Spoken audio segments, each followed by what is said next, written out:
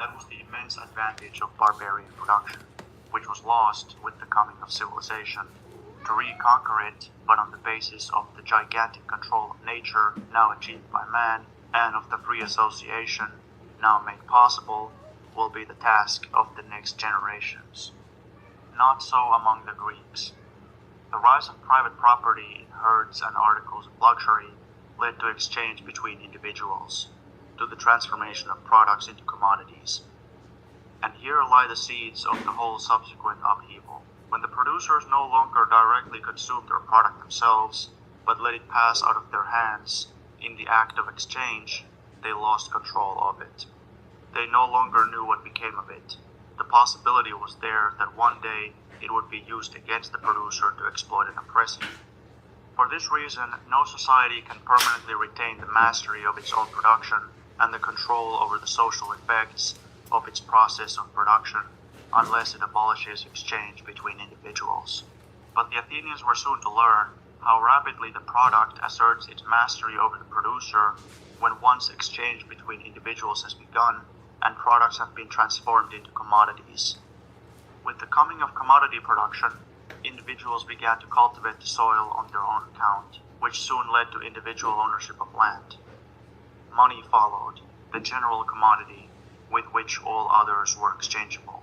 But when men invented money, they did not think that they were again creating a new social power, the one general power before which the whole of society must bow.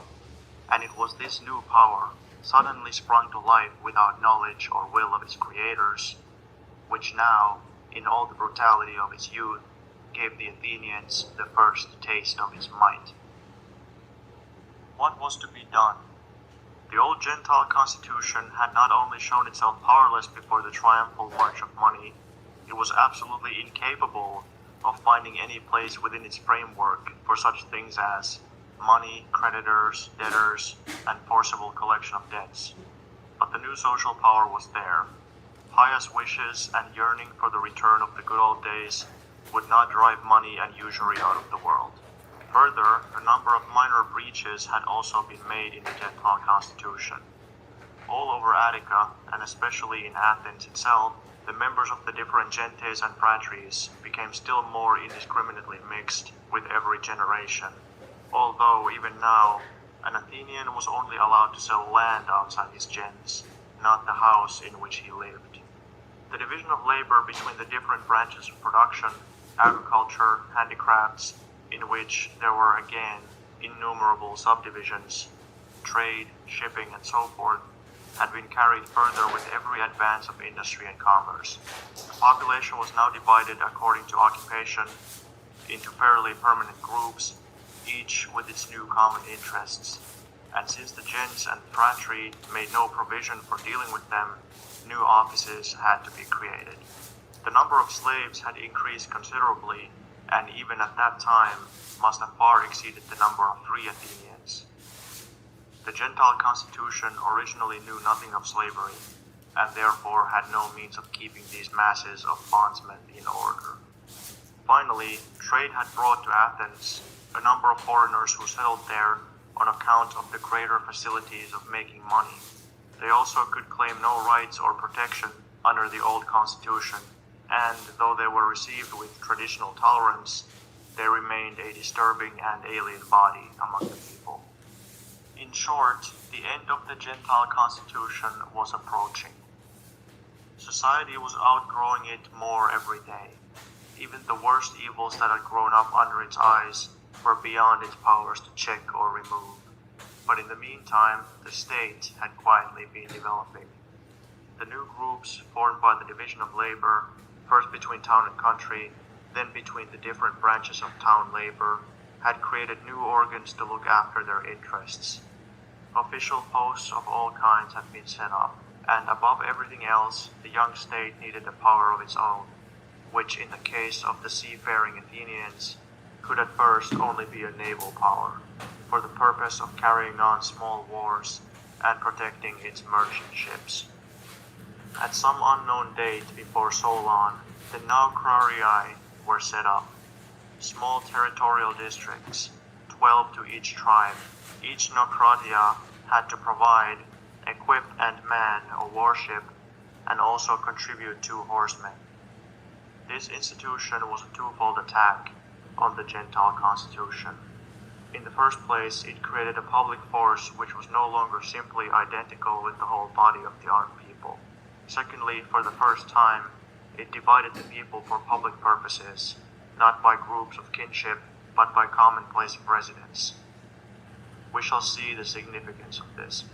The Gentile constitution being incapable of bringing help to the exploited people, there remained only the growing state.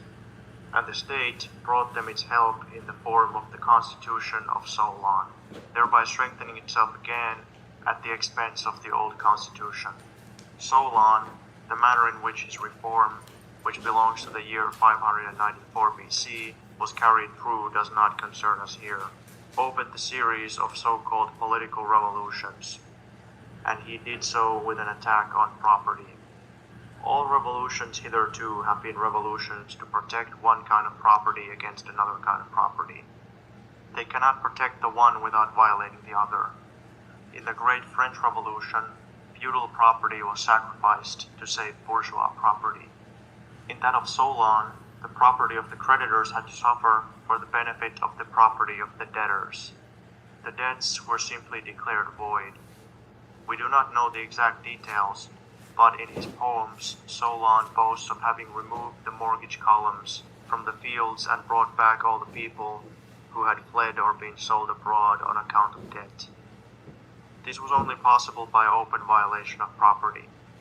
And in fact, from the first to the last, all so-called political revolutions have been made to protect property of one kind, and they have been carried out by confiscating, also called stealing, property of another kind. The plain truth is that for 2,500 years it has been possible to preserve private property only by violating property. But now the need was to protect the free Athenians against the return of such slavery. The first step was the introduction of general measures, for example, the prohibition of debt contracts, pledging the person of the debtor. Further, in order to place at least some check on the nobles' ravening hunger for the land of the peasants, a maximum limit was fixed for the amount of land that could be owned by one individual. Then, changes were made in the constitution, of which the most important for us are the following. The council was raised to 400 members, 100 for each tribe. Here, therefore, the tribe was still taken as basis. But that was the one and only feature of the new state, incorporating anything from the old constitution. For all other purposes, Solon divided the citizens into 4 classes, according to their property in land and the amount of its yield. 500, 300, and 150 medimni of grain. 1 medimnus equals about 1.16 bushels, were the minimum yields for the first 3 classes. Those who owned less land or none at all were placed in the 4th class. All offices could be filled only from the top 3 upper classes, and the highest offices only from the first. The 4th class only had the right to speak and vote in the assembly of the people, but it was in this assembly that all the officers were elected. Here they had to render their account, here all laws were made, and here the 4th class formed the majority. The privileges of the aristocracy were partially renewed in the form of privileges of wealth, but the people retained the decisive power. Further, the 4 classes formed the basis of a new military organization. The first 2 classes provided the cavalry, the 3rd had to serve as heavy infantry, the 4th served either as light infantry without armor or in the fleet, for which they probably received wages. A completely new element is thus introduced into the Constitution: private ownership. According to the size of their property in land, the rights and duties of the citizens of the state are now assessed, and in the same degree to which the classes based on property gain influence, the old groups of blood relationship lose it. The Gentile constitution had suffered a new defeat. However, the assessment of political rights on a property basis was not an institution indispensable to the existence of the state. In spite of the great part it has played in the constitutional history of states, very many states, and precisely those most highly developed, have not required it. In Athens, also its role was only temporary. From the time of Aristides, all offices were open to every citizen. During the next 80 years, Athenian society gradually shaped the course along which it developed in the following centuries. Usury on the security of mortgaged land, which had been rampant in the period before Solon, had been curbed, as had also the inordinate concentration of property in land. Commerce and handicrafts, including artistic handicrafts, which were being increasingly developed on a large scale by the use of slave labor, became the main occupations. Athenians were growing more enlightened. Instead of exploiting their fellow citizens in the old brutal way, they exploited chiefly the slaves and the non-Athenian customers. Movable property, wealth in the form of money, of slaves and ships, continually increased, but it was no longer a mere means to the acquisition of landed property, as in the old slow days. It had become an end in itself.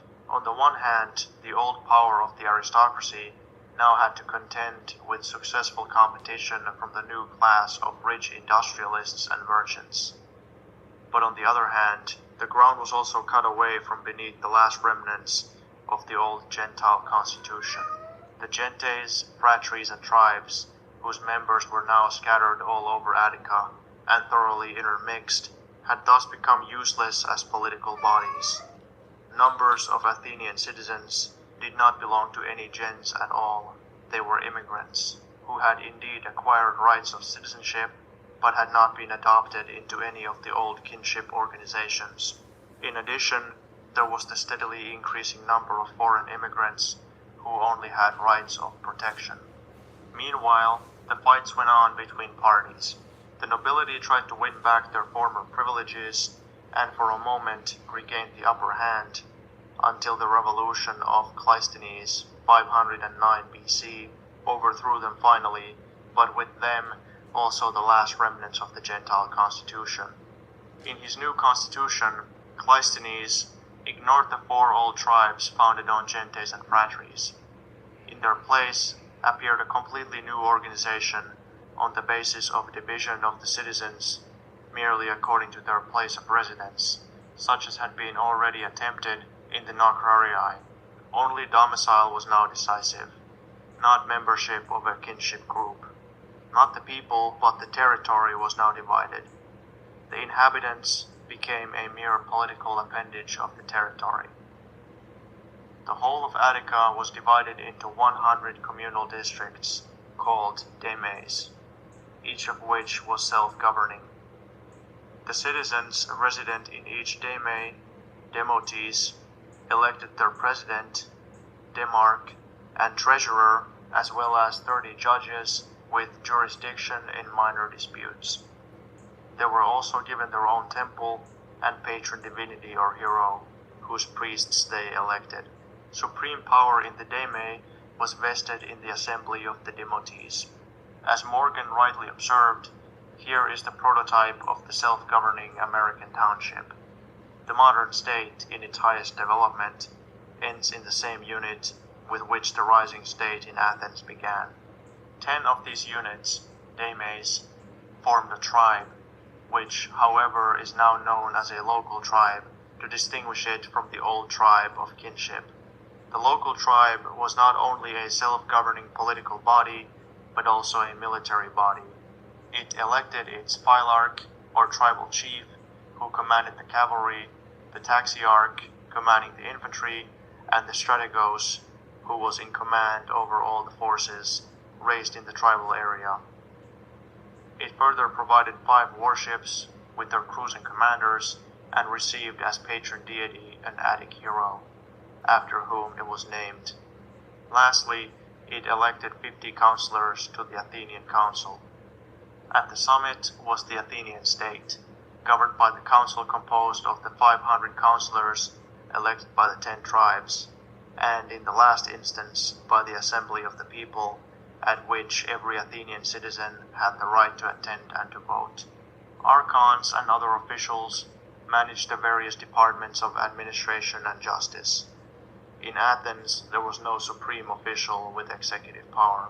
Through this new constitution and the admission to civil rights of a very large number of protected persons, partly immigrants, partly freed slaves, the organs of the Gentile constitution were forced out of public affairs. They sank to the level of private associations and religious bodies. But the moral influence of the old Gentile period and its traditional ways of thought were still handed down for a long time to come, and only died out gradually. We find evidence of this in another state institution. We saw that an essential characteristic of the state is the existence of a public force differentiated from the mass of the people. At this time, Athens still only had a people's army and fleet provided directly by the people. The army and fleet gave protection against external enemies and kept in check the slaves, who already formed the great majority of the population. In relation to the citizens, the public power at first existed only in the form of the police force, which is as old as the state itself, for which reason the naive French of the 18th century did not speak of civilized peoples, but of policed peoples. The Athenians then instituted a police force simultaneously with their state, a veritable gendarmerie of bowmen, foot and mounted landjäger, as they call them in South Germany and Switzerland. But this gendarmerie consisted of slaves. The free Athenian considered police duty so degrading that he would rather be arrested by an armed slave than himself have any hand in such despicable work. That was still the old Gentile spirit. The state could not exist without police, but the state was still young and could not yet inspire moral respect to make honorable an occupation which to the older members of the gens necessarily appeared infamous. Now complete in its main features, the state was perfectly adapted to the new social conditions of the Athenians, as is shown by the rapid growth of wealth, commerce, and industry. The class opposition on which the social and political institutions rested was no longer that of nobility and common people, but of slaves and freemen, of protected persons and citizens. At the time of their greatest prosperity, the entire free citizen population of Athens, women and children included, numbered about 90,000. Beside them, there were 365,000 slaves of both sexes, and 45,000 protected persons, aliens and freedmen. There were therefore at least 18 slaves and more than 2 protected persons to every adult male citizen. The reason for the large number of slaves was that many of them worked together in manufactories in large rooms under overseers. But with the development of commerce and industry, wealth was accumulated and concentrated in a few hands, and the mass of the free citizens were impoverished. Their only alternatives were to compete against slave labor with their own labor as handicraftsmen, which was considered base and vulgar, and also offered very little prospect of success, or to become social scrap. Necessarily, in the circumstances, they did the latter, and as they formed the majority, they thereby brought about the downfall of the whole Athenian state.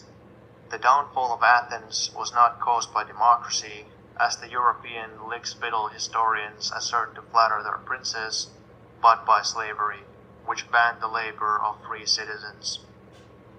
The rise of the state among the Athenians is a particularly typical example of the formation of a state. First, the process takes place in a pure form, without any interference through use of violent force, either from without or from within. The usurpation by Pisistratus left no trace of its short duration. Second, it shows a very highly developed form of state, the democratic republic, arising directly out of Gentile society. And lastly, we are sufficiently acquainted with all the essential details. 6. The gens and the state in Rome. According to the legendary account of the foundation of Rome, the first settlement was established by a number of Latin gentes, 100, says the legend, who were united in a tribe. These were soon joined by a Sabellian tribe, also said to have numbered 100 gentes, and lastly by a third tribe of mixed elements, again said to have been composed of 100 gentes. The whole account reveals at the first glance that very little was still primitive here except the gens, and that even it was in some cases only an offshoot from a mother gens still existing in its original home. The tribes clearly bear the mark of their artificial composition, even though they are generally composed out of related elements, and after the pattern of the whole tribe, which was not made but grew. It is, however, not an impossibility that the core of each of the three tribes was a genuine old tribe. The intermediate group, the phratry, consisted of 10 gentes and was called a curia. There were therefore 30 curiae. The Roman gens is recognized to be the same institution as the Greek gens, and since the Greek gens is a further development of the social unit, whose original form is found among the American Indians, this of course holds true of the Roman gens also. Here, therefore, we can be more brief. The Roman gens, at least in the earliest times of Rome, had the following constitution. 1. Mutual right of inheritance among Gentile members. The property remained within the gens. Since father right already prevailed in the Roman gens as in the Greek, descendants in the female line were excluded. According to the law of the 12 tables, the oldest written Roman law known to us, the children as natural heirs had the first title to the estate. In default of children, then the agnates, descendants in the male line. In default of agnates, the Gentiles. In all cases, the property remained within the gens. Here we see Gentile custom gradually being penetrated by the new legal provisions, springing from increased wealth and monogamy. The original equal right of inheritance of all members of the gens is first restricted in practice to the agnates, probably very early, as already mentioned, finally to the children and their issue in the male line. In the 12 tables this appears, of course, in the reverse order. 2. Possession of a common burial place. In their immigration to Rome from Rigili, the patrician gens of the Claudii received a piece of land for their own use and also a common burial place in the town.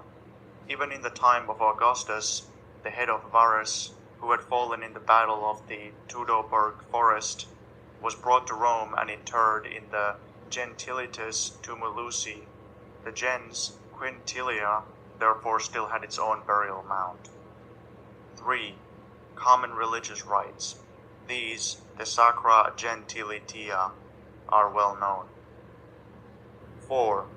Obligation not to marry within the gens. This seems never to have become written law in Rome, but the custom persisted.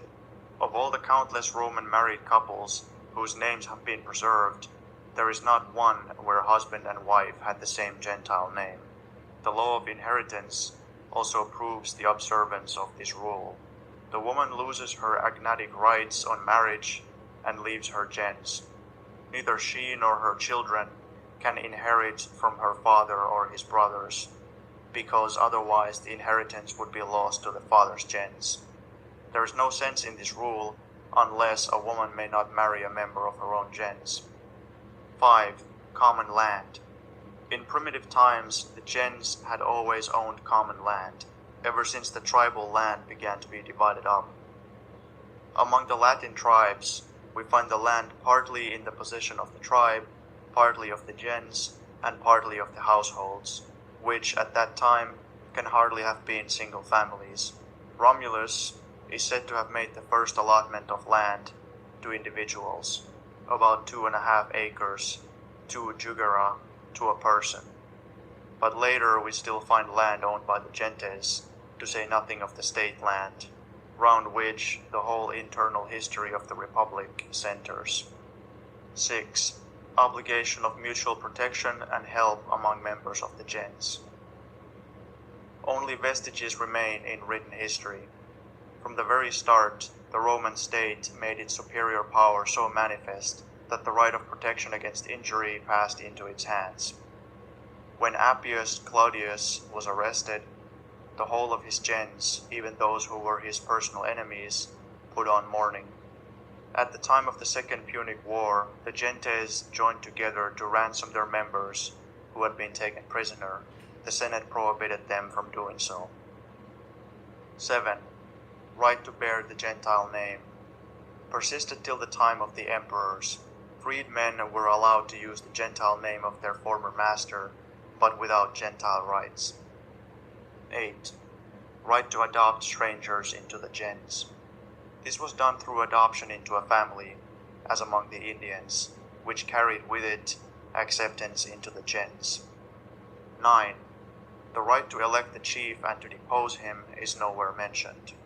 But since in the earliest days of Rome, all offices were filled by election or nomination from the elected king downwards, and since the priests of the Curiae were also elected by the Curiae themselves, we may assume the same procedure for the presidents, inquices, of the gentes, however firmly established the election from one and the same family within the gens may have already become.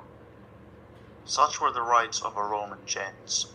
Apart from the already completed transition to father right, they are the perfect counterpart of the rights and duties in an Iroquois gens. Here again, quote, the Iroquois shows through unmistakably, unquote, page 90. The confusion that still exists today, even among our leading historians on the subject of the Roman gens, may be illustrated by one example.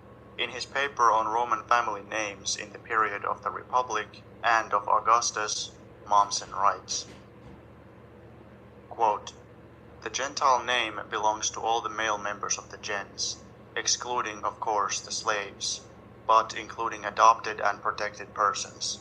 It belongs also to the women. The tribe, as Mommsen here translates gens, is a communal entity, derived from common lineage, real, supposed, or even pretended, and united by communal festivities, burial rites, and laws of inheritance. To it, all personally free individuals, and therefore all women also, may and must belong. But it is difficult to determine what Gentile name was borne by married women. So long as the women may only marry a member of her own gens, this problem does not arise, and there is evidence that for a long period it was more difficult for women to marry outside than inside the gens, for instance, so late as the 6th century BC.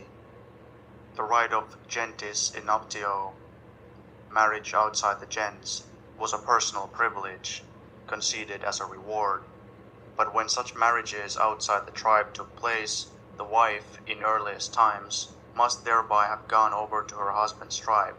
Nothing is more certain than that the woman, in the old religious marriage, enters completely into the legal and sacramental bonds of her husband's community and leaves her own. Everyone knows that the married woman forfeits the right of inheritance and bequest in relation to the members of her own gens, but shares rights of inheritance with her husband and children and the members of their gens. And if she is adopted by her husband and taken into his family, how can she remain apart from his gens? Unquote. Mommsen therefore maintains that the Roman women who belonged to a gens had originally been permitted to marry only within the gens, that the gens had therefore been endogamous, not exogamous.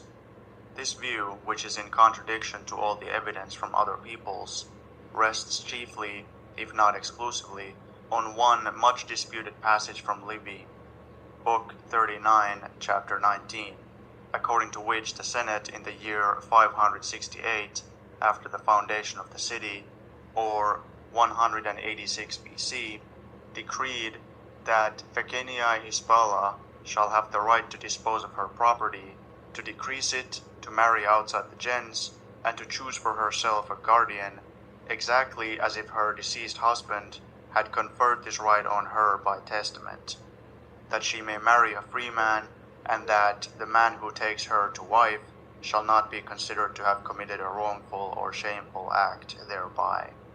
Without a doubt, Fecenia, a freed woman, is here granted the right to marry outside the gens, and equally without a doubt, the husband possessed the right, according to this passage, to bequeath to his wife, by will, the right to marry outside the gens after his death.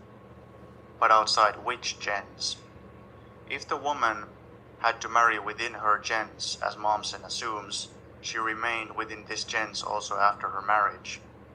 But in the first place, the endogamous character of the gens, which is here asserted, is precisely what has to be proved. And secondly, if the wife had to marry within the gens, then of course so had the man, for otherwise he could not get a wife. So we reach the position that the man could bequeath to his wife, by will, a right which he himself, and for himself, did not possess. We arrive at a legal absurdity. Mommsen also feels this, and hence makes the assumption, quote, for a lawful marriage outside the gens, it was probably necessary to have the consent, not only of the chief, but of all members of the gens, unquote. That is a very bold assumption in the first place, and secondly, it contradicts the clear wording of the passage. The Senate grants her this right in the place of her husband. It grants her expressly neither more nor less than her husband could have granted her. But what it grants her is an absolute right, conditional upon no other restriction. Thus, it is provided that if she makes use of this right, her new husband also shall not suffer any disability. The Senate even directs the present and future consuls and praetors to see to it that no injurious consequences to her follow. Mommsen's assumption, therefore, seems to be completely inadmissible.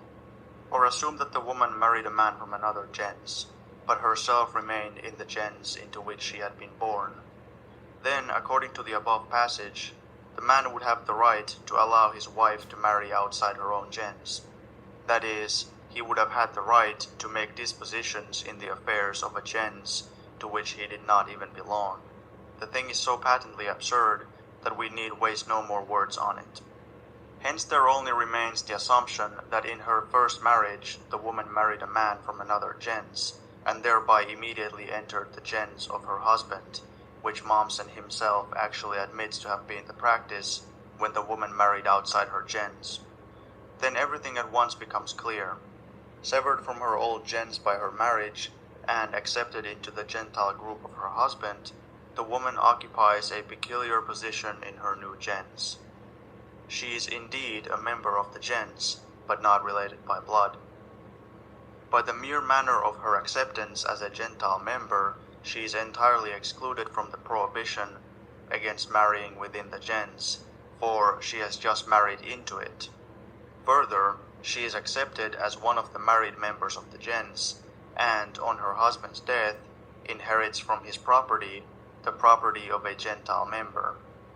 What is more natural, then, that this property should remain within the gens, and that she should therefore be obliged to marry a member of her husband's gens, and nobody else?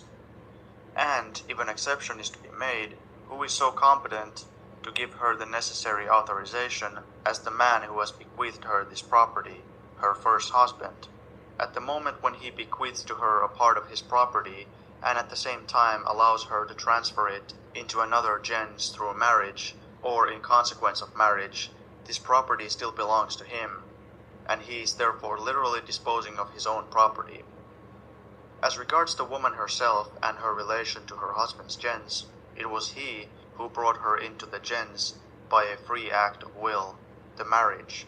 Hence, it also seems natural that he should be the proper person to authorize her to leave this gens by a second marriage.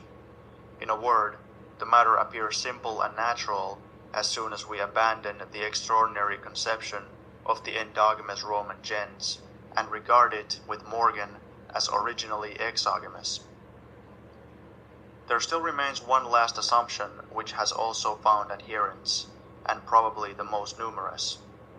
On this view, the passage only means that, quote, freed servants, liberti, could not without special permission igente enubere, marry out of the gens, or perform any of the acts, which, involving loss of rights, capitis diminutio minima, would have resulted in the liberta leaving the gens. Unquote. Lange, römische Altertümer, Berlin, 1856, Book 1, page 195, where Huschke is cited in connection with our passage from Livy. If this supposition is correct, the passage then proves nothing at all about the position of free Roman women, and there can be even less question of any obligation resting on them to marry within the gens. The expression enuptio gentis only occurs in this one passage and nowhere else in the whole of Latin literature. The word enupere, to marry outside, only occurs 3 times, also in Livy, and then not in reference to the gens.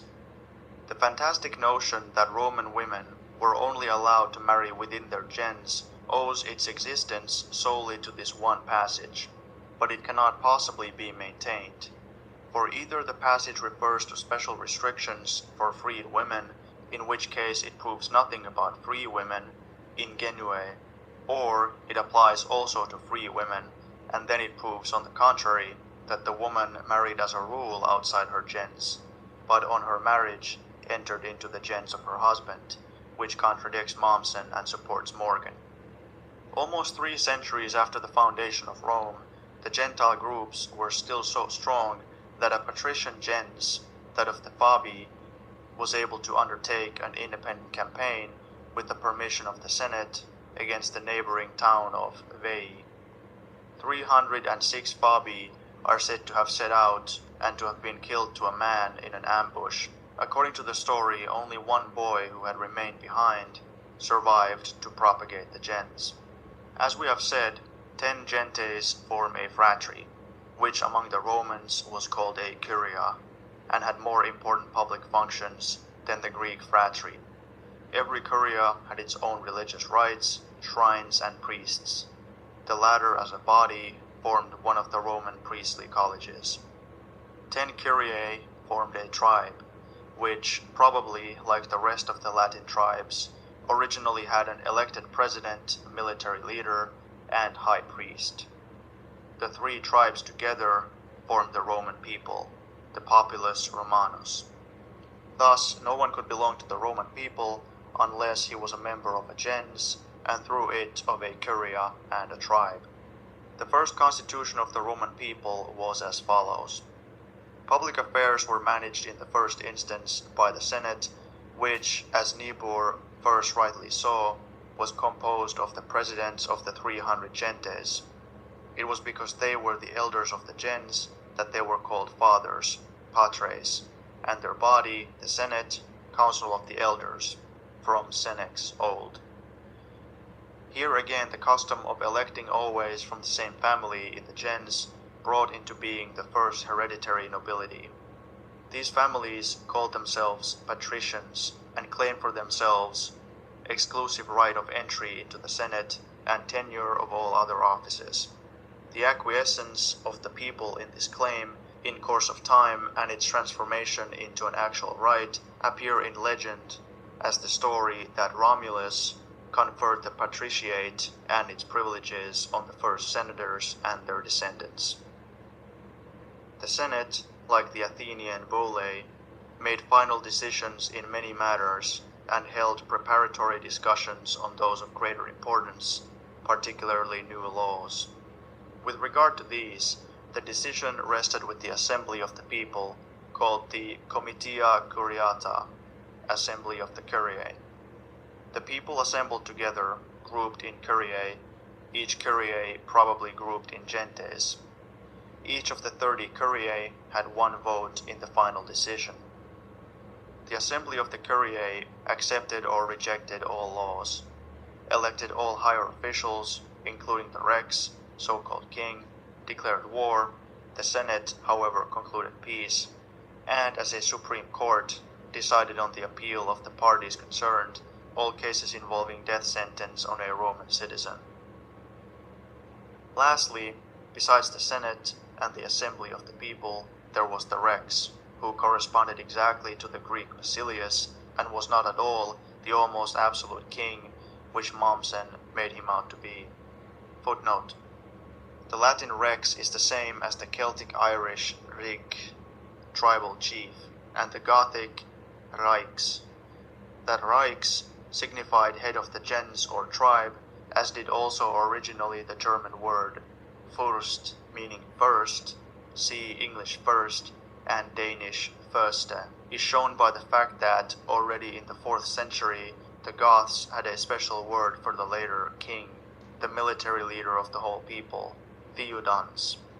In Ulfilas' translation of the Bible, Artaxerxes and Herod are never called Reichs, but Theudans, and the empire of the Emperor Tiberius is not called Reiki, but Theodinasus. In the name of the Gothic Theudans, or as we inaccurately translate king, Theodoric, Theodoric, that is, Dietrich, both titles coalesce. End of footnote. He also was military leader, high priest, and president of certain courts. He had no civil authority whatever, nor any power over the life, liberty, or property of citizens, except such as derived from his disciplinary powers as military leader or his executive powers as president of a court. The office of Rex was not hereditary. On the contrary, he was first elected by the assembly of the Curia, probably on the nomination of his predecessor, and then at a second meeting solemnly installed in office. That he could also be deposed is shown by the fate of Tarquinius Superbus.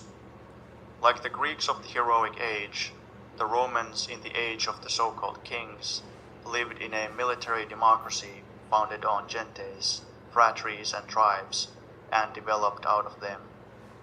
Even if the curiae and tribes were to a certain extent artificial groups, they were formed after the genuine, primitive models of the society out of which they had arisen, and by which they were still surrounded on all sides.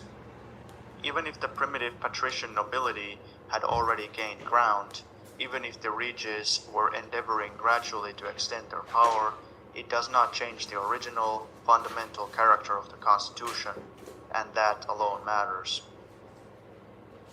Meanwhile, Rome and the Roman territory, which had been enlarged by conquest, increased in population, partly through immigration, partly through the addition of inhabitants of the subjugated, chiefly Latin districts. All these new citizens of the state, we leave aside the question of the clients, stood outside the old gentes, curiae and tribes, and therefore formed no part of the populus Romanus, the real Roman people.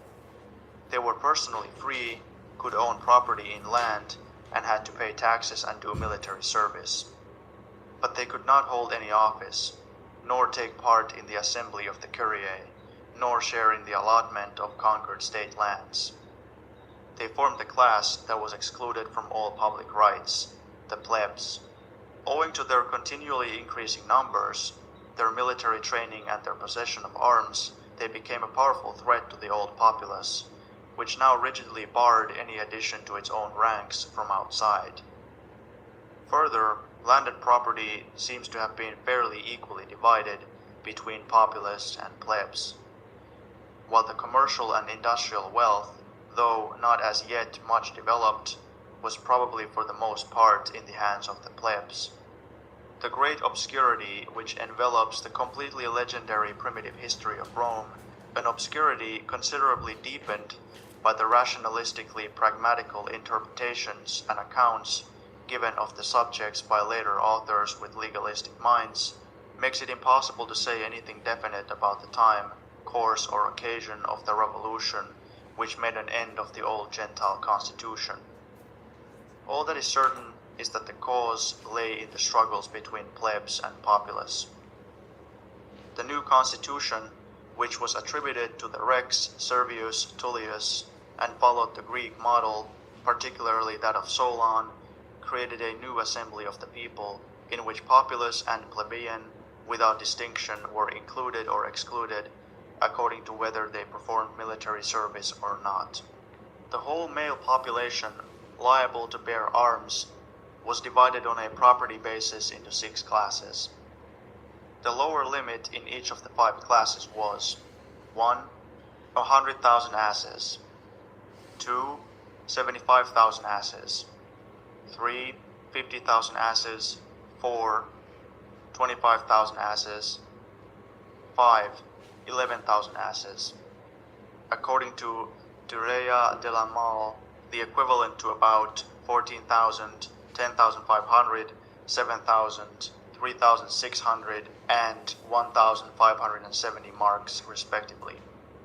The sixth class, the proletarians, consisted of those with less property than the lower class and those exempt from military service and taxes.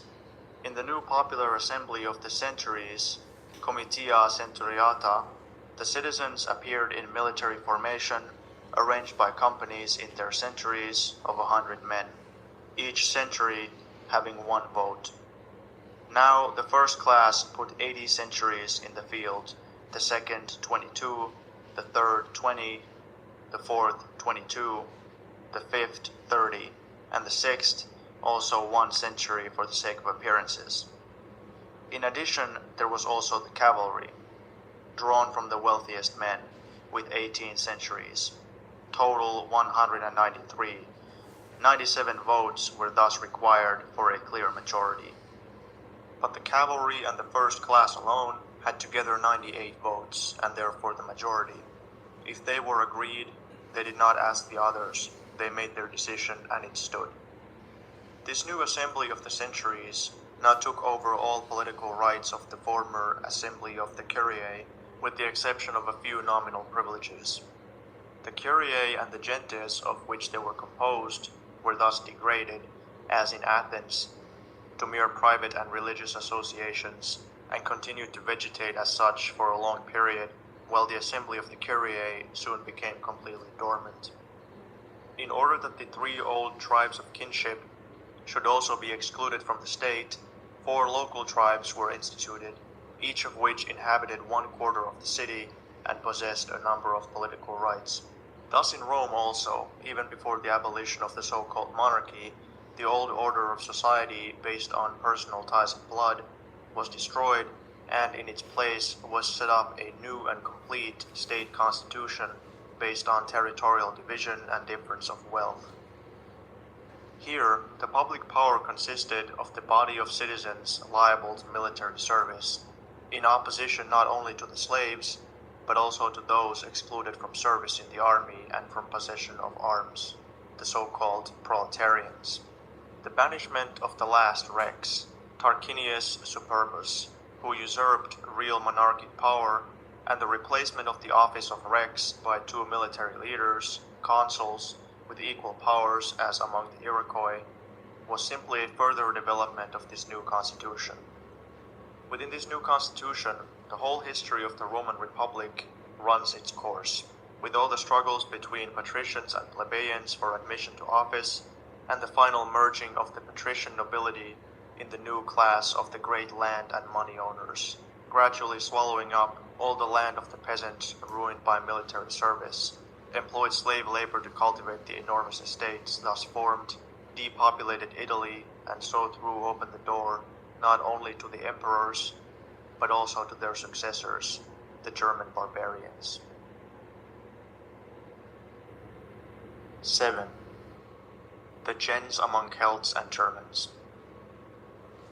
Space does not allow us to consider the Gentile institutions still existing in greater or lesser degree of purity among the most various savage and barbarian peoples, nor the traces of these institutions in the ancient history of the civilized peoples of Asia.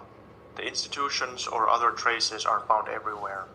A few examples will be enough. Before the gens had been recognized, the man who took the greatest pains to misunderstand it, MacLennan himself, proved its existence and in the main accurately described it, among the Kalmyks, Circassians, Samoyeds, and the 3 Indian peoples, the Warali, Magyars, and Munipuris.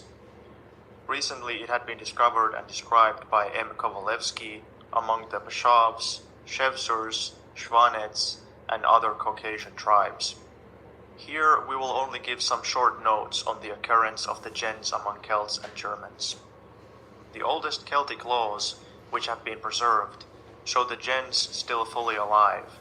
In Ireland, after being forcibly broken up by the English, it still lives today in the consciousness of the people. as an instinct at any rate. In Scotland, it was still in full strength in the middle of the 18th century, and here again it succumbed only to the weapons, laws and courts of the English.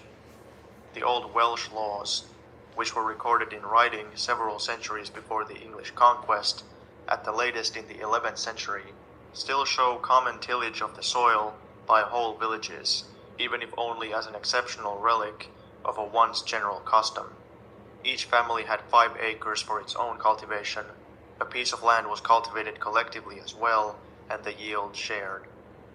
In view of the analogy of Ireland and Scotland, it cannot be doubted that these village communities represent gentes or subdivisions of gentes, even though further examination of the Welsh laws, which I cannot undertake for lack of time, my notes date from 1869, should not provide direct proof. But what is directly proved by the Welsh sources and by the Irish is that among the Celts in the 11th century, pairing marriage had not by any means been displaced by monogamy. In Wales, a marriage only became indissoluble, or rather it only ceased to be terminable by notification, after 7 years had elapsed. If the time was short of 7 years only by 3 nights, husband and wife could separate. They then shared out their property between them. The woman divided and the man chose. The furniture was divided according to fixed and very humorous rules. If it was the man who dissolved the marriage, he had to give the woman back her dowry and some other things. If it was the woman, she received less. Of the children, the man took 2 and the woman 1, the middle child. If after the separation the woman took another husband, and the first husband came to fetch her back again, she had to follow him even if she had already 1 foot in her new marriage bed. If, on the other hand, the man and woman had been together for 7 years, they were husband and wife, even without any previous formal marriage. Chastity of girls before marriage was not at all strictly observed, nor was it demanded. The provisions in this respect are of an extremely frivolous character, and not at all in keeping with bourgeois morality. If a woman committed adultery, the husband had the right to beat her. This was one of the 3 occasions when he was allowed to do so, otherwise he was punished, but not then to demand any other satisfaction, since, quote, "For the one offense there shall be either atonement or vengeance, but not both," unquote. The grounds on which the wife could demand divorce, without losing any of her claims in the subsequent settlement, were very comprehensive. If the husband had bad breath, it was enough. The money which had to be paid to the chief of the tribe or king to buy off his right of the first night, gobermerch, whence the medieval name marchetta, French marquette, plays a large part in the code of laws. The woman had the right to vote in the assemblies of the people. When we add that the evidence shows similar conditions in Ireland, that there also temporary marriages were quite usual, and that at the separation very favorable and exactly defined conditions were assured to the woman, including even compensation for her domestic services, that in Ireland there was a quote-unquote first wife as well as other wives, and that in the division of an inheritance no distinction was made between children born in wedlock or outside it, we then have a picture of pairing marriage, in comparison with which the form of marriage observed in North America appears strict. This is not surprising in the 11th century among a people who even so late as Caesar's time were still living in group marriage. The existence of the Irish gens, sept, the tribe was called clan, is formed and described not only by the old legal codes, but also by the English jurists of the 17th century, who were sent over to transform the clan lands into domains of the English crown. Until then, the land had been the common property of the clan or gens, insofar as the chieftains had not already converted it into their private domains. When a member of the gens died and a household consequently came to an end, the Gentile chief, the English jurist called him caput cognationis, made a new division of the whole territory among the remaining households. This must have been done, broadly speaking, according to the rules in force in Germany. 40 or 50 years ago, village fields were very numerous, and even today, A few of these rondales, as they are called, may still be found. The peasants of a rondale, now individual tenants on the soil that had been the common property of the gents till it was seized by the English conquerors, pay rent for their respective piece of land, but put all their shares in arable and meadowland together, which they then divide according to position and quality into gewain, as they are called on the Moselle, each receiving a share in each gewain.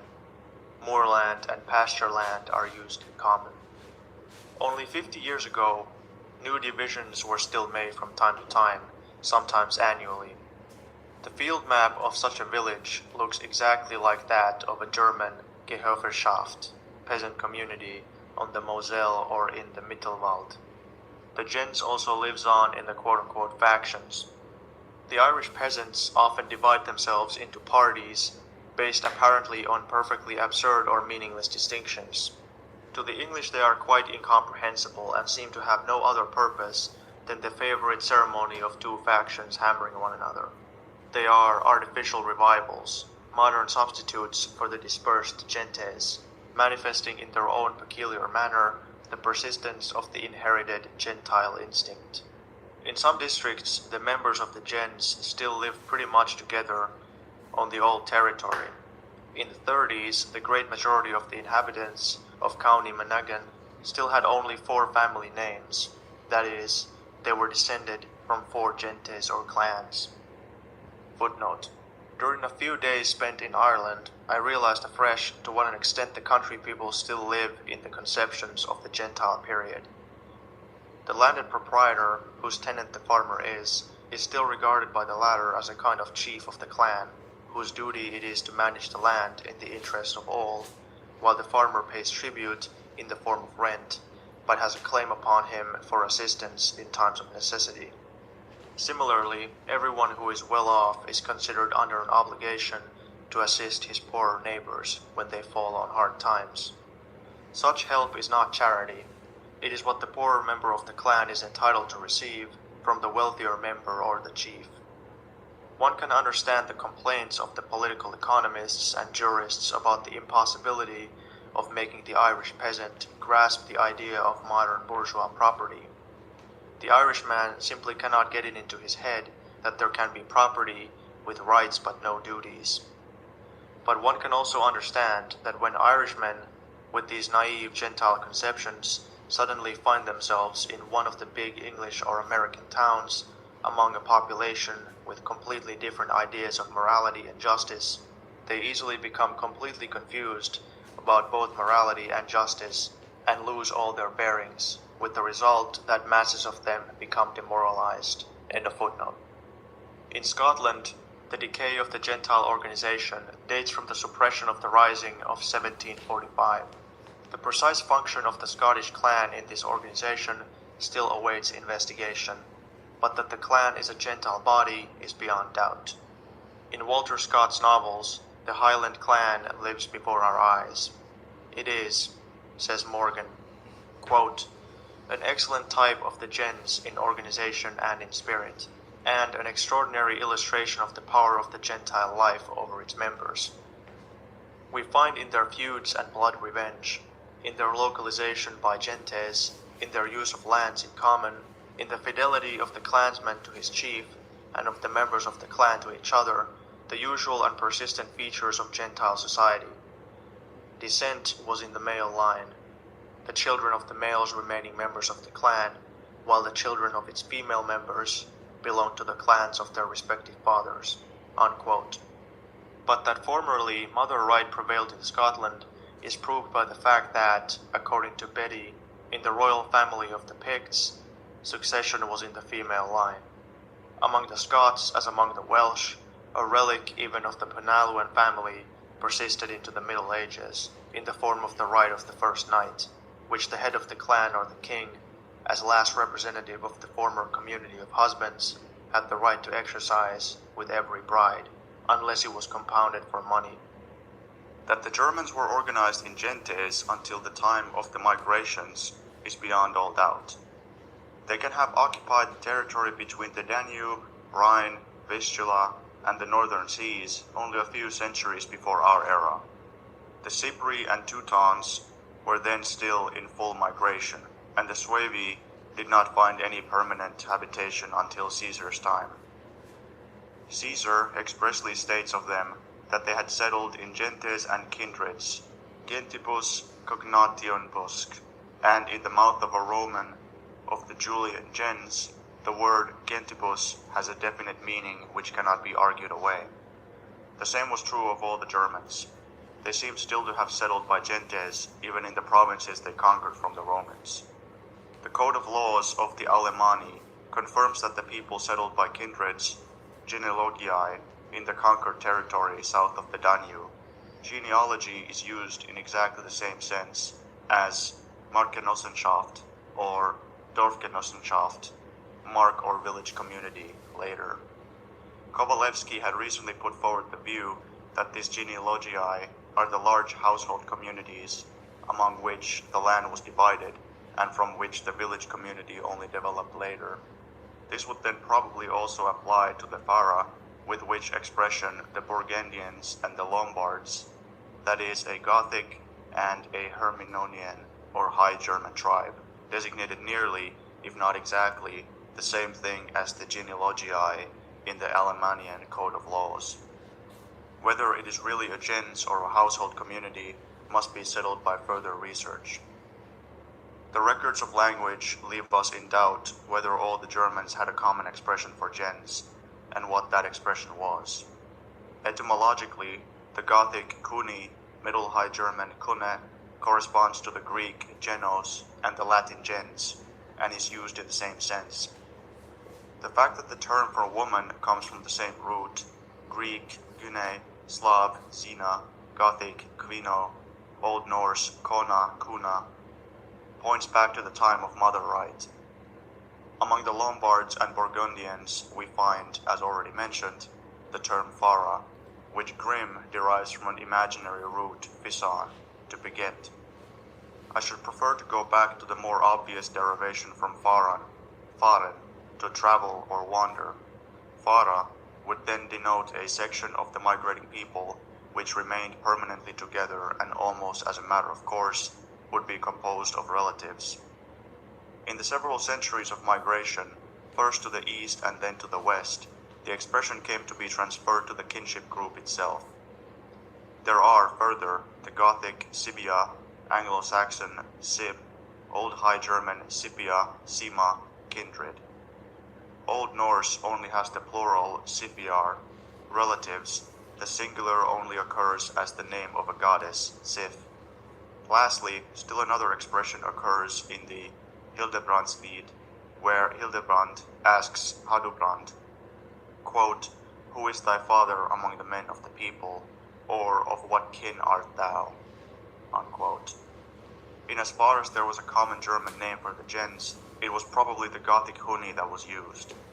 This is rendered probable not only by its identity with the corresponding expression in the related languages, but also by the fact that from it is derived the word König, König, king, which originally denoted the head of a gens or of a tribe.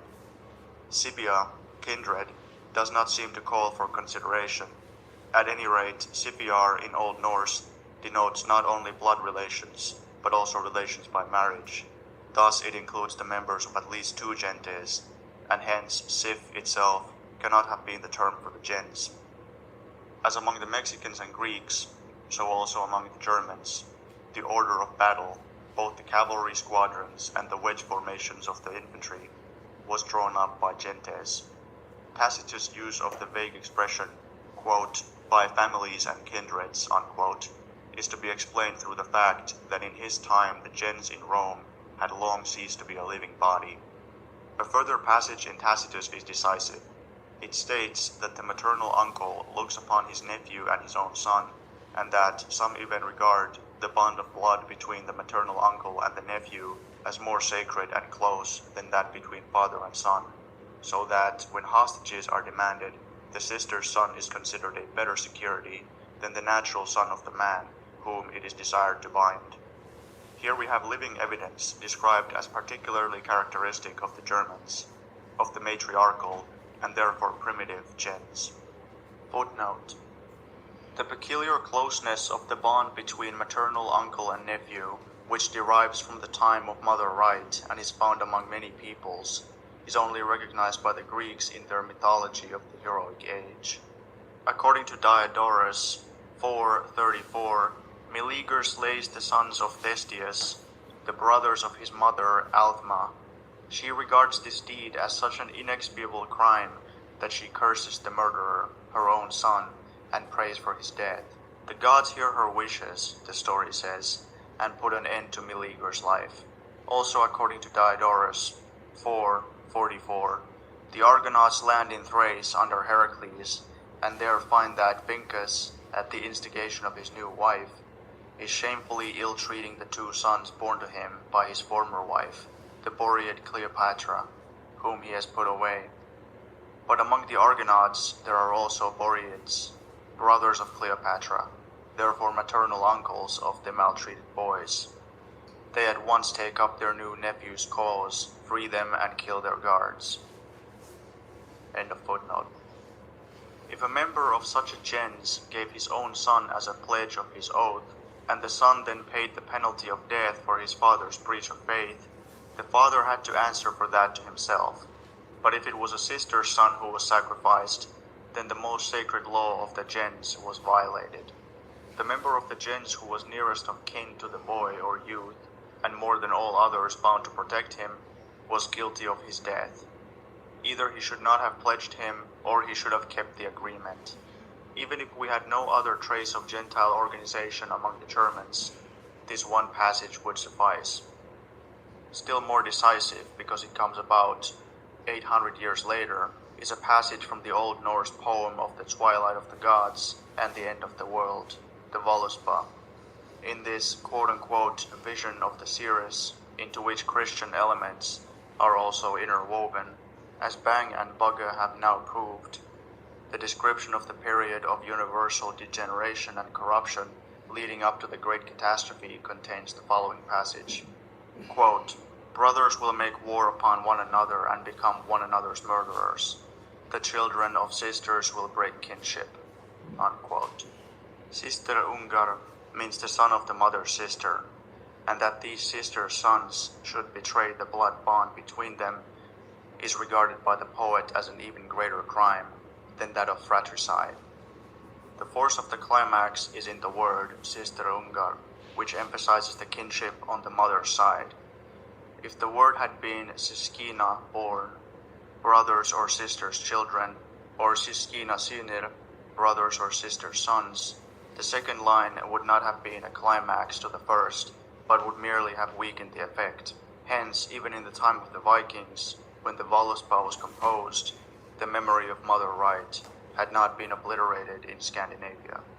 In the time of Tacitus, however, mother right had already given way to father right, at least among the Germans, with whose customs he was more familiar. The children inherited from the father.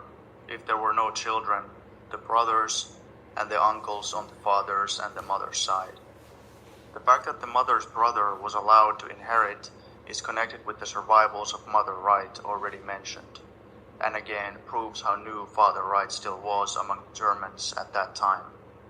Traces of mother right are also found until late in the Middle Ages. Apparently, even at that time, people still did not have any great trust in fatherhood, especially in the case of serfs. When, therefore, a feudal lord demanded from a town the return of a fugitive serf, it was required, for example in Augsburg, Basel, and Kaiserslautern, that the accused person's status as a serf should be sworn to by 6 of his nearest blood relations, and that they should all be relations on the mother's side. Morer, Städteverfassung, Book 1, page 381. Another relic of mother right, which was still only in process of dying out, was the respect of the Germans for the female sex, which to the Romans was almost incomprehensible. Young girls of noble family were considered the most binding hostages in treaties with the Germans. The thought that their wives and daughters might be taken captive and carried into slavery was terrible to them, and more than anything else fired their courage in battle. They saw in a woman something holy and prophetic, and listened to her advice even in the most important matters. Veleda, the priestess of the Brutricians on the river Lippe, was the very soul of the whole Batavian rising, in which Civilis, at the head of the Germans and Belgae, shook the foundations of Roman rule in Gaul.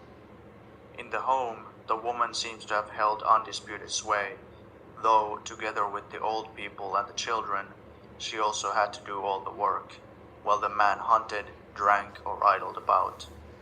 That, at least, is what Tacitus says, but as he does not say who tilled the fields, and definitely declares that the serfs only paid tribute, but did not have to render labor dues, the bulk of the adult men must have had to do what little work the cultivation of the land required.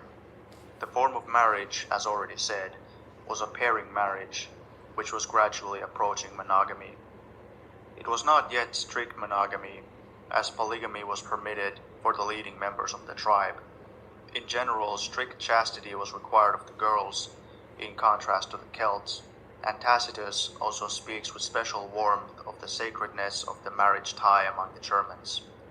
Adultery by the woman is the only ground for divorce mentioned by him, but there are many gaps here in his report, and it is only too apparent that he is holding up a mirror of virtue before the dissipated Romans. One thing is certain: if the Germans were such paragons of virtue in their forests, it only required slight contact with the outside world to bring them down to the level of the average man in the rest of Europe. Amidst the Roman world, the last trace of moral austerity disappeared far more rapidly even than the German language. For proof, it is enough to read Gregory of Tours that in the German primeval forests there could be no such voluptuous abandonment to all refinements of sensuality as in Rome is obvious. The superiority of the Germans to the Roman world in this respect also is sufficiently great, and there is no need to endow them with an ideal continence in things of the flesh, such as has never yet been practiced by an entire nation. Also derived from the Gentile organization is the obligation to inherit the enmities as well as the friendships of the father or the relatives. Likewise, the Wertgeld, the fine for idling or injuring in place of blood revenge.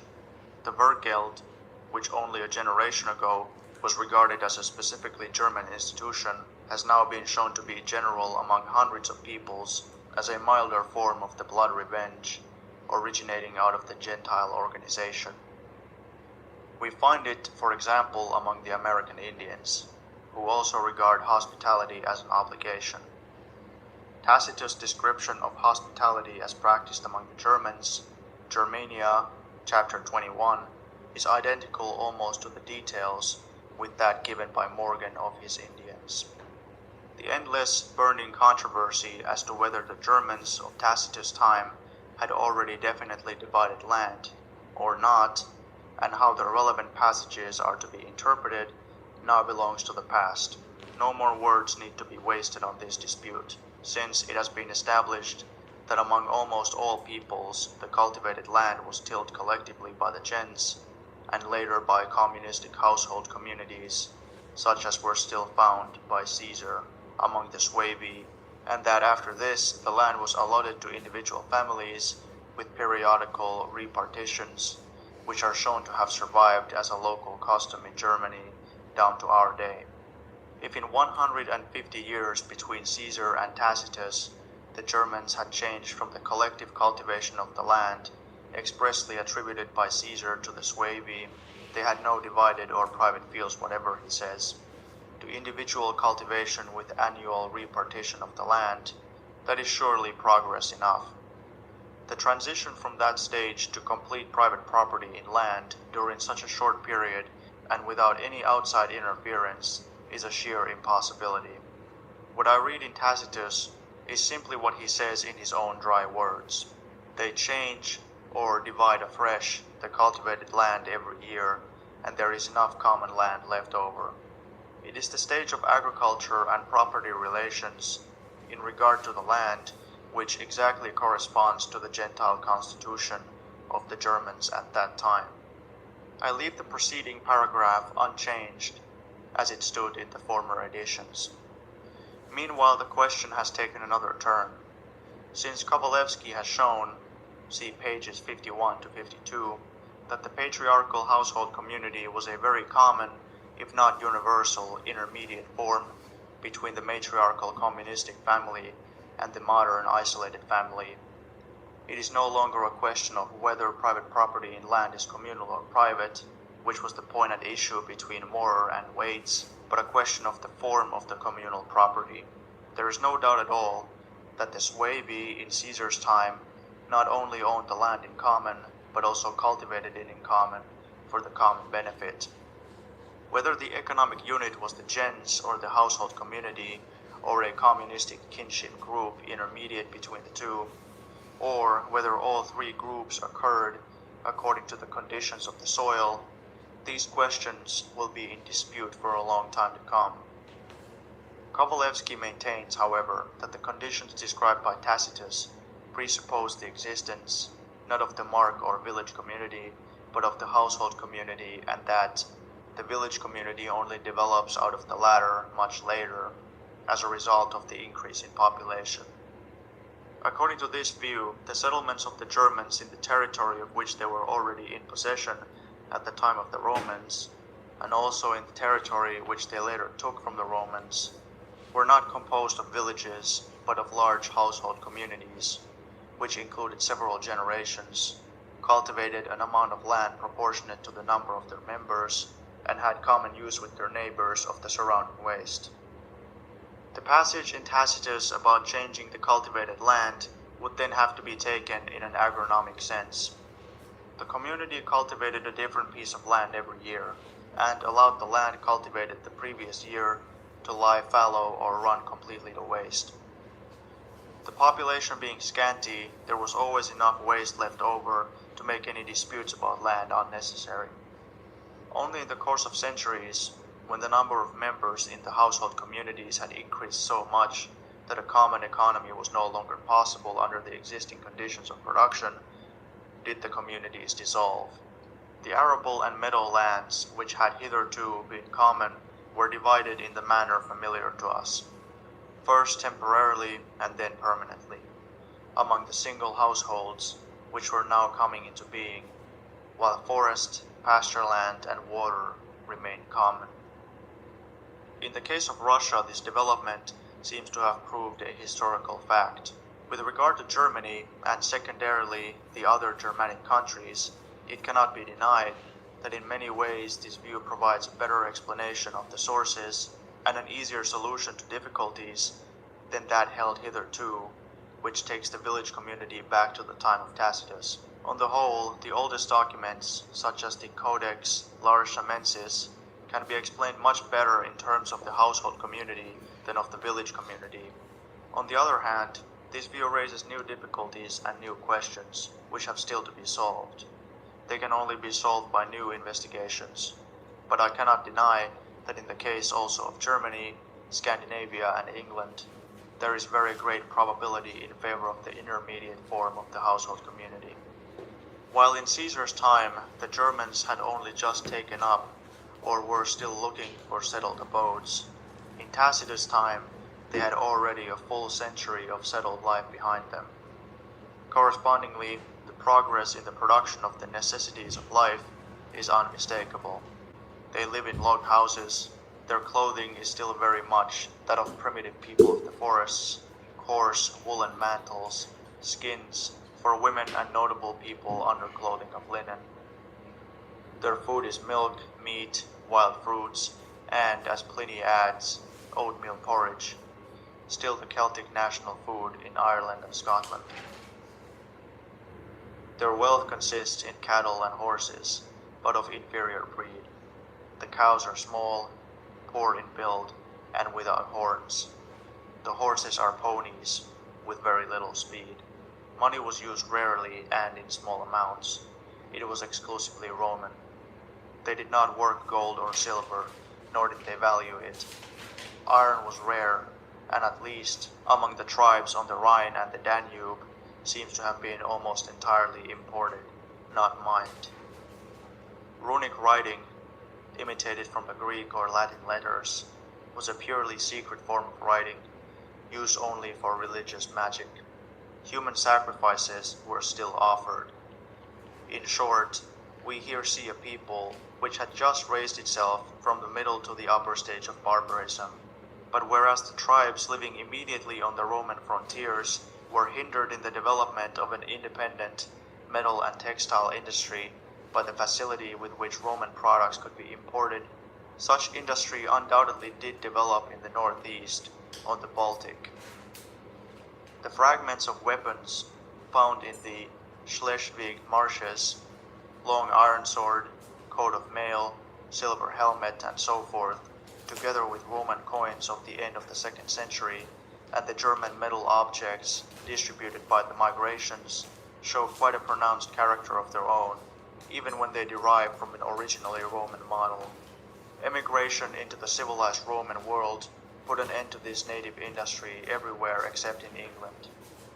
With what uniformity this industry arose and developed can be seen, for example, in the bronze brooches.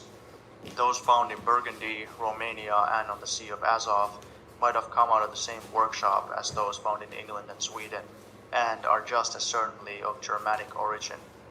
The constitution also corresponds to the upper stage of barbarism.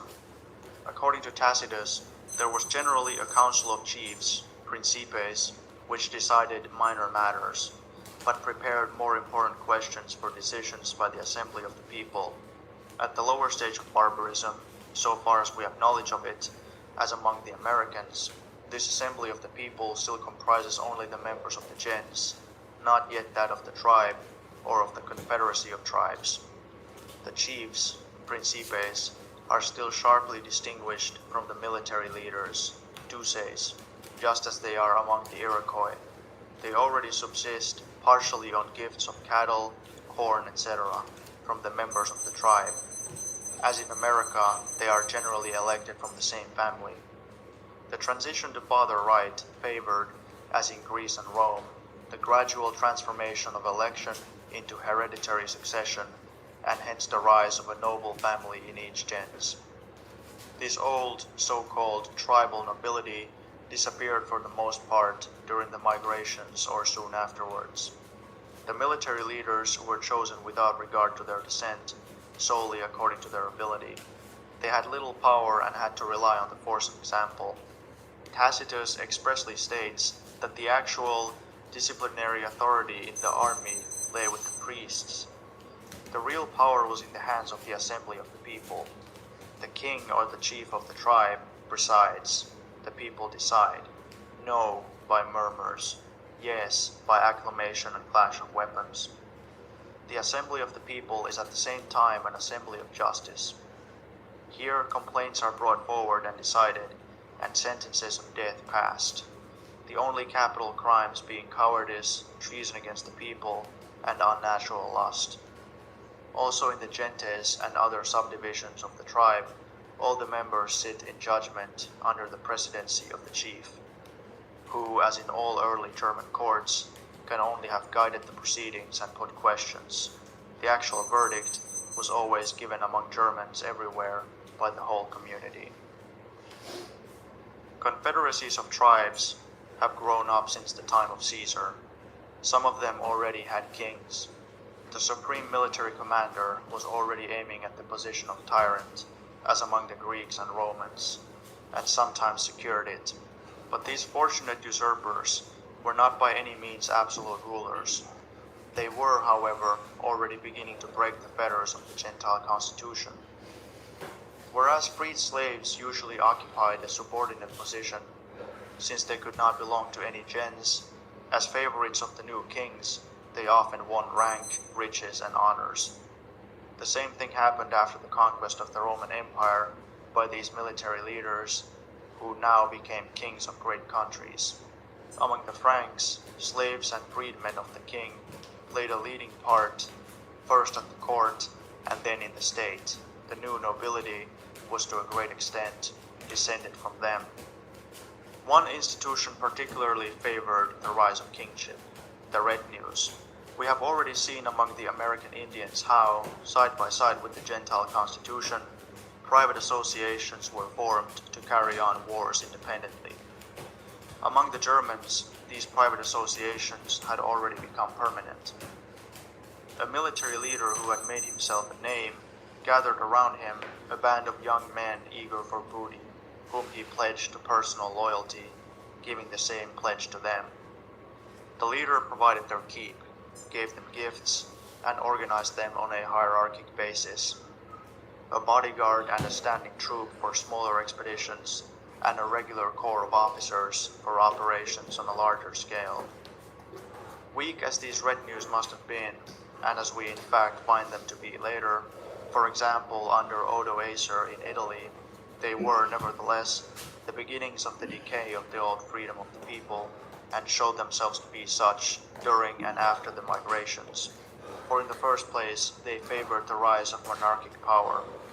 In the second place, as Tacitus already notes, they could only be kept together by continual wars and plundering expeditions. Plunder became an end in itself. If the leader of the retinue found nothing to do in the neighborhood, he set out with his men to other places where there was war and the prospect of booty. The German mercenaries, who fought in great numbers under the Roman standard, even against Germans, were partly mobilized through these retinues. They already represent the first form of the system of Landsknechte, the shame and curse of the Germans. When the Roman Empire had been conquered, these retinues of the kings formed the second main stock, after the unfree and the Roman courtiers, from which the later nobility was drawn. In general, then, the constitution of these German tribes, which had combined into peoples, was the same as had developed among the Greeks of the heroic age and the Romans of the so-called time of the kings.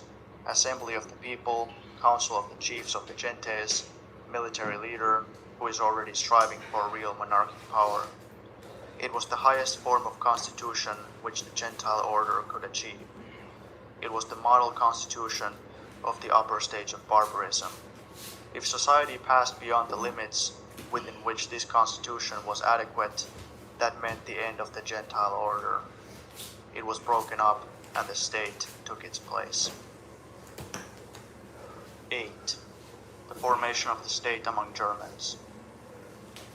According to Tacitus, the Germans were a very numerous people. Caesar gives us an approximate idea of the strength of the separate German peoples. He places the number of the Usipetens and the Tencterans, who appeared on the left bank of the Rhine, at 180,000, women and children included. This is about 100,000 to one people, already considerably more than, for instance, the total number of the Iroquois in their prime.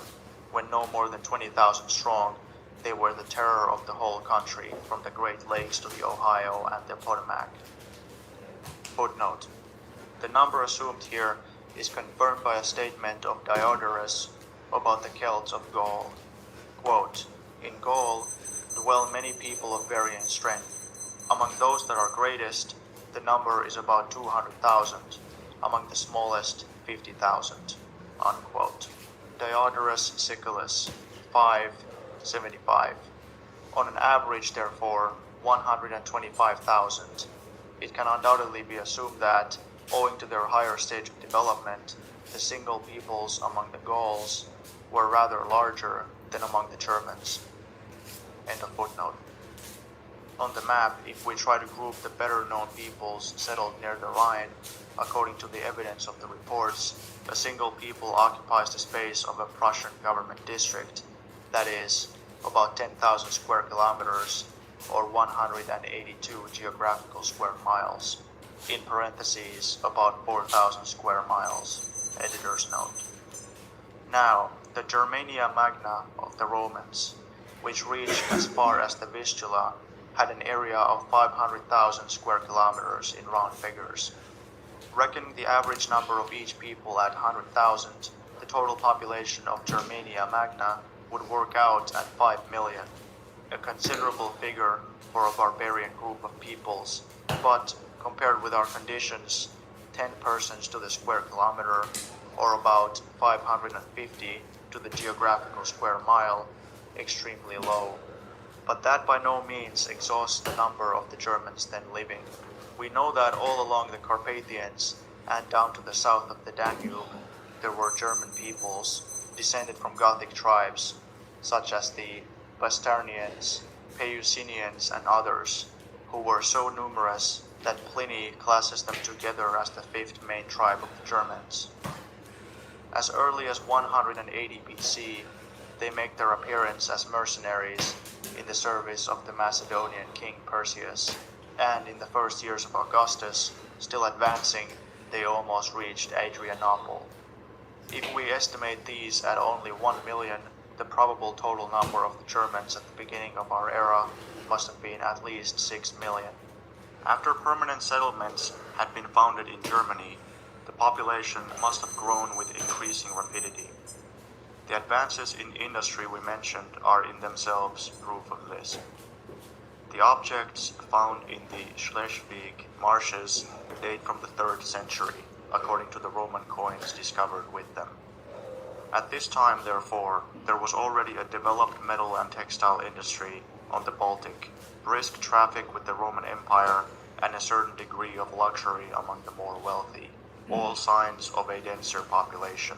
But also at this time begins the general attack by the Germans along the whole line of the Rhine, the Roman wall and the Danube, from the North Sea to the Black Sea, direct proof of the continual growth and the outward thrust of the population.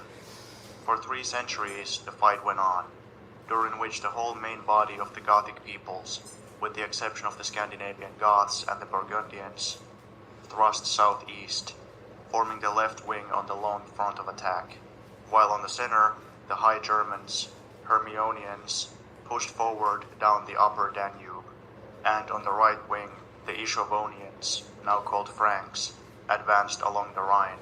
The Ingovonians carried out the conquest of Britain. By the end of the 5th century, an exhausted and bleeding Roman Empire lay helpless before the invading Germans. In earlier chapters, we were standing at the cradle of ancient Greek and Roman civilization. Now we stand at its grave. Rome had driven the leveling plane of its world rule over all the countries of the Mediterranean basin, and that for centuries.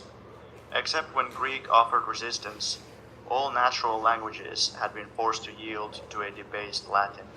There were no more national differences, no more Gauls, Iberians, Ligurians, Noricans. All had become Romans. Roman administration and Roman law had everywhere broken up the old kinship groups, and with them the last vestige of local and national independence.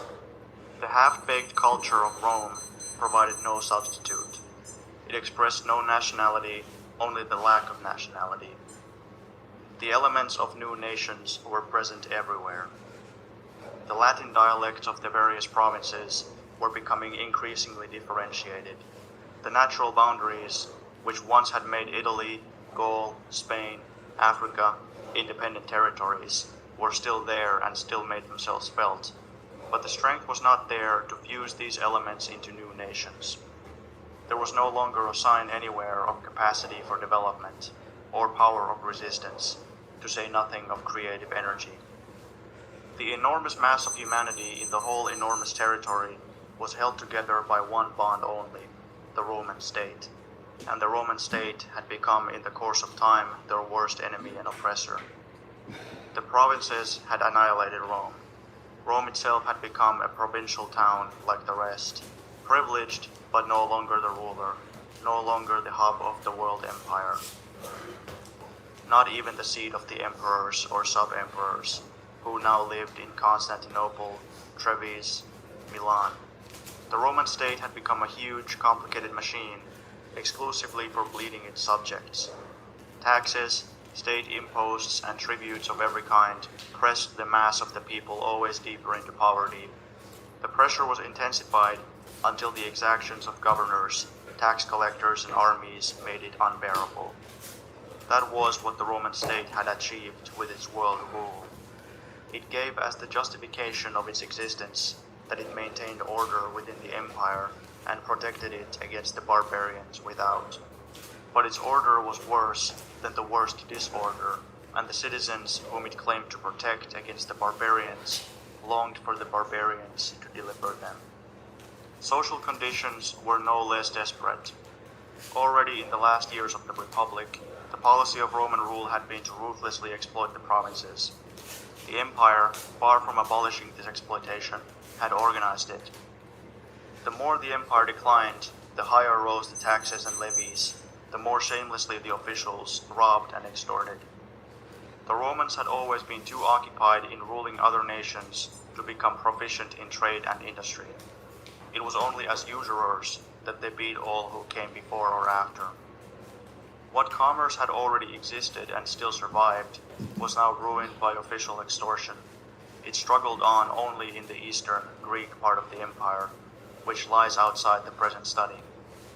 General impoverishment, decline of commerce, handicrafts and art, fall in the population, decay of the towns, relapse of agriculture to a lower level, such was the final result of Roman world rule.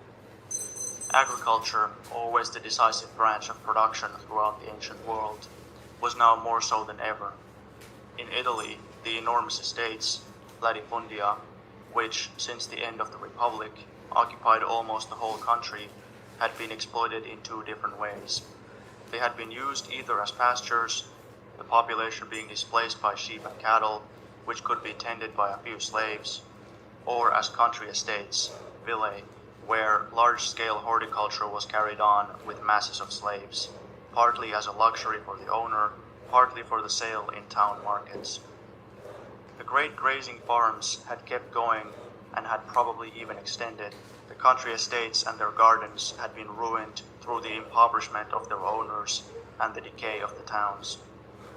The system of latifundia, run by slave labor, no longer paid, but at that time no other form of large-scale agriculture was possible. Small production had again become the only profitable form. One country estate after another was cut up into small lots, which were handed over either to tenants, who paid a fixed sum and had hereditary rights, or to partiari, stewards rather than tenants, who received a sixth or even only a ninth of the year's product in return for their labor. For the most part, however, these small lots of land were given out to colony, who paid for them a definite yearly amount, were tied to the soil, and could be sold together with their lot. True, they were not slaves, but neither were they free. They could not marry free persons, and their marriages with one another were not regarded as fully marriages, but, like those of slaves, as mere concubinage, contubernium. They were the forerunners of the medieval serf. The slavery of classical times had outlived itself.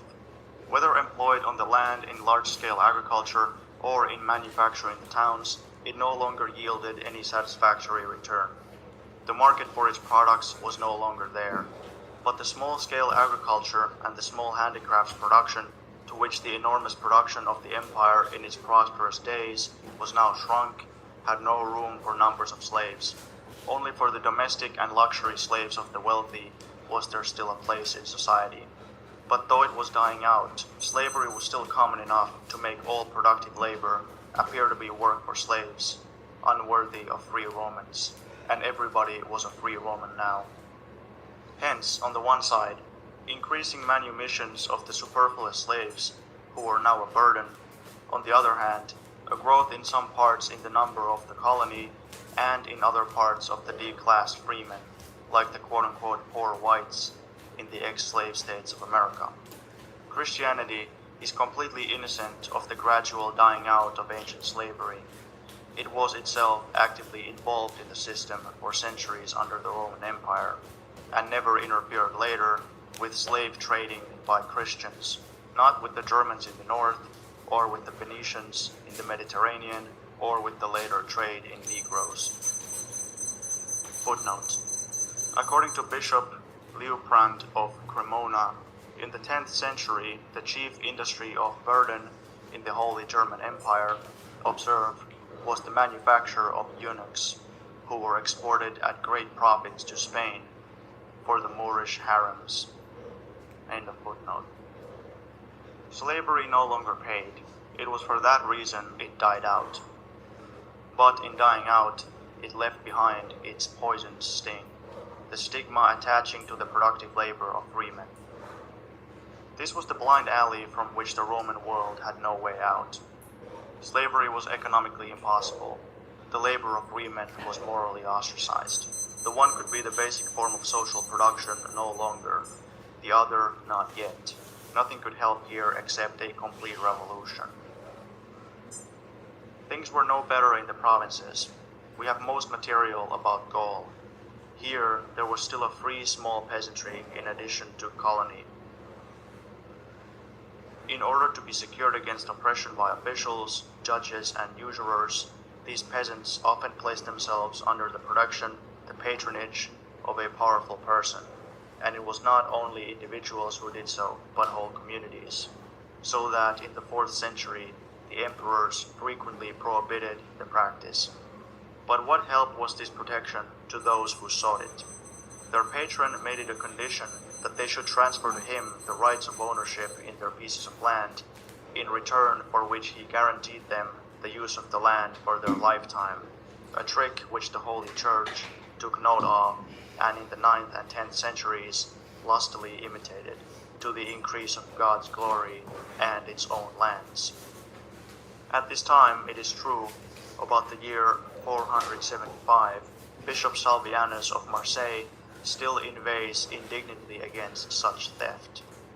He relates that oppression by Roman officials and great landlords had become so heavy that many quote-unquote Romans fled into districts already occupied by barbarians, and that the Roman citizens settled there feared nothing so much as a return to Roman rule.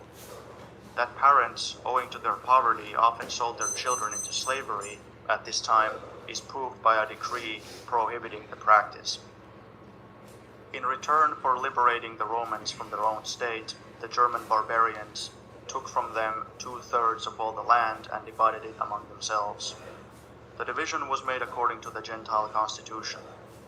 The conquerors, being relatively few in number, large tracts of land were left undivided, as the property partly of the whole people, partly of the individual tribes and gentes.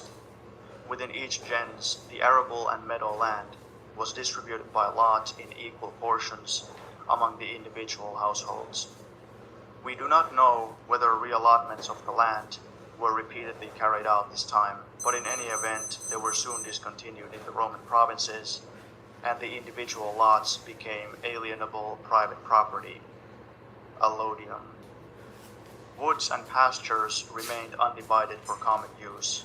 The provisions regulating their common use and the manner in which the divided land was to be cultivated were settled in accordance with ancient custom and by the decision of the whole community.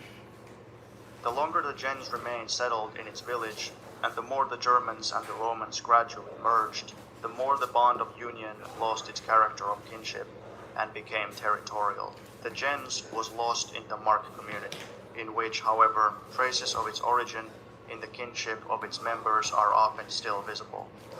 Thus, at least in those countries where the marked community maintained itself, northern France, England, Germany, and Scandinavia, the Gentile constitution changed imperceptibly into a local constitution and thus became capable of incorporating into the state.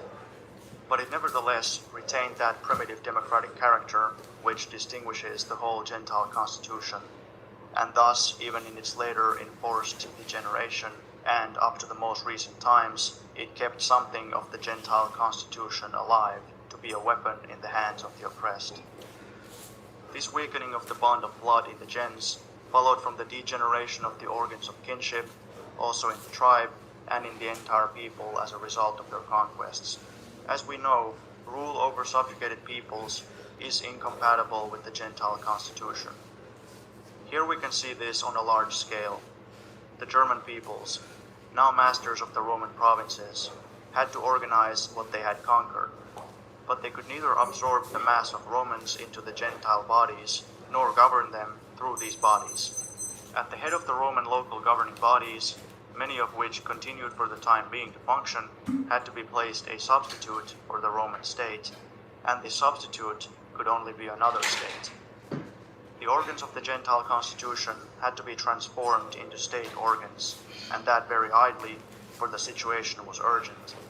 But the immediate representative of the conquering people was their military leader. To secure the conquered territory against attack from within and without, it was necessary to strengthen his power. The moment had come to transform the military leadership into kingship. The transformation was made. Let us take the country of the Franks. Here, the victorious Salian people had come into complete possession not only of the extensive Roman state domains, but also of the very large tracts of land which had not been distributed among the larger and smaller districts and market communities, in particular all the larger forest areas. On his transformation from a plain military chief into the real sovereign of a country, the first thing which the king of the Franks did was to transform this property of the people into crown lands, to steal it from the people and to give it outright or in fief to his retainers. This retinue, which originally consisted of his personal following of warriors and of the other lesser military leaders, was presently increased not only by Romans, Romanized Gauls, whose education, knowledge of writing, familiarity with the spoken Romance language of the country, and the written Latin languages, as well as with the country's laws, soon made them indispensable to him, but also by slaves, serfs, and freedmen who composed his court and from whom he chose his favorites. All these received their portions of the people's land, at first generally in the form of gifts, later of benefices usually conferred, to begin with, for the king's lifetime. Thus, at the expense of the people, the foundation of a new nobility was laid. And that was not all. The wide extent of the kingdom could not be governed with the means provided by the old Gentile constitution. The Council of Chiefs, even if it had not long since become obsolete, would have been unable to meet, and it was soon displaced by the permanent retinue of the king. The old assembly of the people continued to exist in name, but it also increasingly became a mere assemblage of military leaders subordinate to the king and of the new rising nobility. But the incessant civil wars and wars of conquest, the latter were particularly frequent under Charlemagne. The free landowning peasants, the mass of the Frankish people, were reduced to the same state of exhaustion and penury as the Roman peasants in the last years of the Republic. Though they had originally constituted the whole army and still remained its backbone after the conquest of France by the beginning of the 9th century, they were so impoverished that hardly one man in 5 could go to the wars. The army of free peasants, raised directly by the king, was replaced by an army composed of the serving men of the new nobles, including bondsmen, descendants of men who in earlier times had known no master save the king, and still earlier no master at all, not even the king. The internal wars under Charlemagne's successor, the weakness of the authority of the crown, and the corresponding excesses of the nobles, including the counts instituted by Charlemagne, who were now striving to make their office hereditary, had already brought ruin on the Frankish peasantry, and the ruin was finally completed by the invasion of the Norsemen. 50 years after the death of Charlemagne, the empire of the Franks lay as defenseless at the feet of the Norsemen as the Roman Empire, 400 years earlier, had lain at the feet of the Franks. Not only was there the same impotence against enemies from without, but there was almost the same social order, or rather disorder, within. The free Frankish peasants were in a plight similar to their predecessors, the Roman colony. Plundered and ruined by wars, they had been forced to put themselves under the protection of the new nobles or of the church, the crown being too weak to protect them, but they had to pay dearly for it.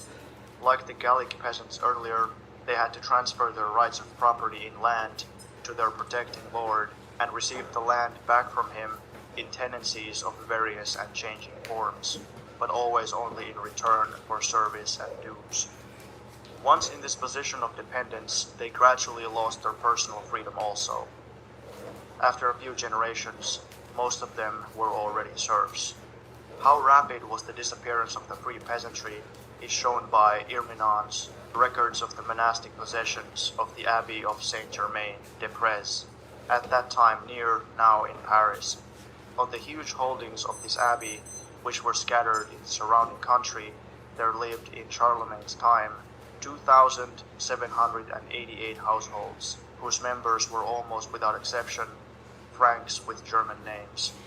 They included 2,080 colony, 35 lites, that is, semi-free peasants, 220 slaves, and only 8 freehold tenants.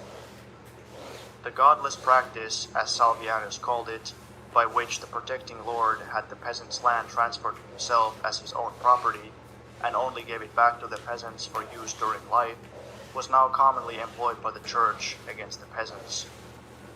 The forced services now imposed, with increasing frequency, had their prototype as much in the Roman angariae, compulsory labor for the state, as in the services provided by the members of the German marks for bridge and road making and other common purposes. To all appearances, therefore, after 400 years, the mass of the people were back again where they had started. But that only proved two things. First, that the social stratification and the distribution of property in the declining Roman Empire completely corresponds to the level of agricultural and industrial production at that time, and had therefore been inevitable.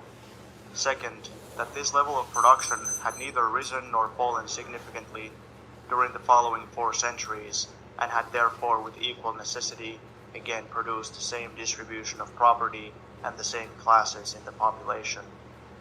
In the last centuries of the Roman Empire, the town had lost its former supremacy over the country, and in the first centuries of German rule, it had not regained it. This implies a low level of development both in agriculture and industry.